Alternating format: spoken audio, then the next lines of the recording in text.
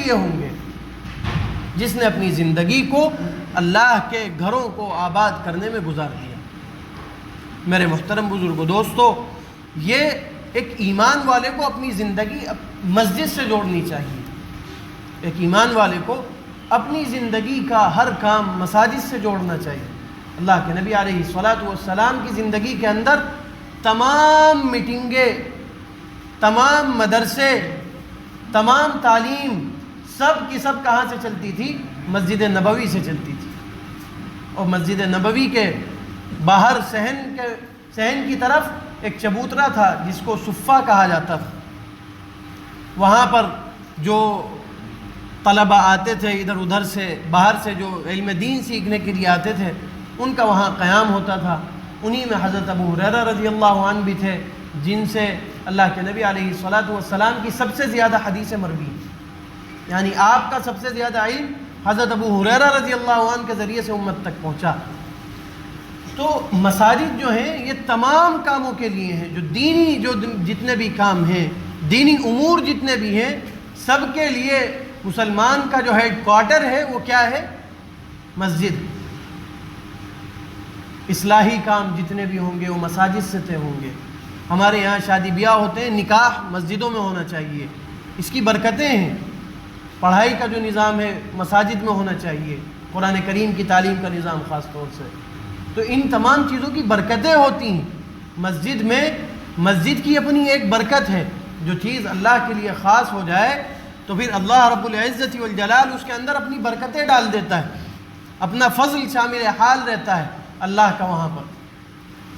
میرے عزیزو، اصلاً درخواست یہ کرنی تھی آپ لوگوں سے کہ ہمارے یہاں مسجدوں سے جس طرح جڑاؤ ہونا چاہیے اس طرح نہیں۔ جس طرح ایک ایمان والے کا تعلق مساجد سے ہونا چاہیے اس طرح نہیں۔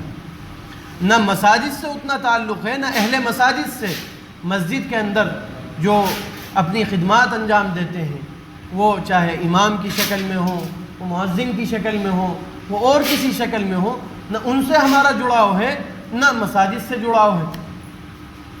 کہ جو مساجد کے اخراجات ہوتے ہیں وہ عام طور پر ہمارے یہاں سب سے زیادہ کم جو تنخواہیں دیکھی جاتی ہیں وہ عام طور پر ائمہ کی ہوتی ہیں۔ جو امام آپ کو 5 وقت نماز پڑھا رہا ہے وہ پابندی کے ساتھ پڑھا رہا ہے۔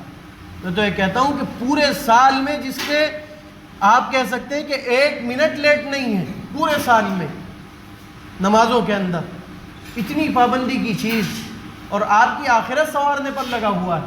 لیکن ہمارے یہاں اس کے سلسلے میں ناروا سلوک کیا جاتا ہے۔ امام کی تنخواہیں 4000، 5000، 3000، 2000 اس طرح تنخواہیں دی جاتی ہیں، حالانکہ ائمہ کا یہ حق ہے کہ ان کو اتنا آسودہ کر دیا جائے کہ آپ کو نماز پڑھانے کے علاوہ ان کے پاس اور کوئی کام نہ ہو، آپ کی اصلاح کا کام ہو بس۔ یعنی اتنی ان کو وافر مقدار میں اتنی تنخواہیں ان کو دے دی جائیں کہ ان کو گھر کی جو ٹینشنیں ہیں، گھر کی الجھنیں ہیں، اس سے وہ آزاد ہو جائیں۔ ایک جگہ کا واقعہ ہے کہ خلیفہ جو تھے وہ فجر کی نماز پڑھ کر اور راؤنڈ لگایا کرتے تھے اپنے گلیوں میں، اپنے شہر میں۔ تو ایک جگہ دیکھا کہ ایک امام صاحب کی بہت غلطیاں آ رہی ہیں، فجر کی نماز میں غلطیاں آ رہی ہیں، اور پیچھے جو مقتدی ہیں وہ ان کی غلطیاں بتا رہے ہیں۔ خلیفہ جو ہے وہ فوراً دوڑ کر گھر آئے اور اپنے خادم سے کچھ پیسے جو ہے خادم کے ہاتھ امام صاحب کو بھجوائے۔ امام صاحب نے وہ پیسے لیے اور اس کے بعد کچھ دن کے بعد ملنے کے لیے آئے اور آ کر فرمایا کہ حضرت یہ پوچھنا چاہتا ہوں کہ آپ کو کیسے معلوم ہوا کہ میرے یہاں تنگی تھی یا میں گھر کی کسی الجھن میں پریشان تھا؟ فرمانے لگے کہ آپ کی جو غلطیاں آ رہی تھیں فجر کی نماز کے اندر، اس سے مجھے اندازہ ہوا کہ آپ کا ذہن کہیں اور ہے، آپ کا ذہن نماز میں نہیں ہے، کہیں اور ہے۔ اس سے میں نے اندازہ لگایا کہ آپ کو معاشی طور پر کچھ نہ کچھ تنگی ہے، اس لیے میں نے جو ہے وہ رقم آپ کے پاس بھیجی۔ تو میں آپ تمام سے درخواست کرنا چاہوں گا کہ ائمہ کے سلسلے میں ہمارے ہاں جو تنخواہیں ہیں وہ بہت کم ہیں، تو اس سلسلے میں نظام ہم بنانا چاہ رہے ہیں کہ جو جتنے یہاں نمازی آتے ہیں ہر گھر کے اعتبار سے کچھ رقم طے ہو جائے ماہانہ، وہ رقم بھی بہت زیادہ نہیں ہوگی، 200-300 روپے ہر آدمی اپنی وسعت کے اعتبار سے وہ مسجد کو ادا کرے، تاکہ مسجد کے جو اخراجات ہیں وہ بھی مکمل ہوتے رہیں، اور اسی کے ساتھ ساتھ کچھ صحیح انداز میں امام کو جو ہے وہ تنخواہ پہنچتی رہے۔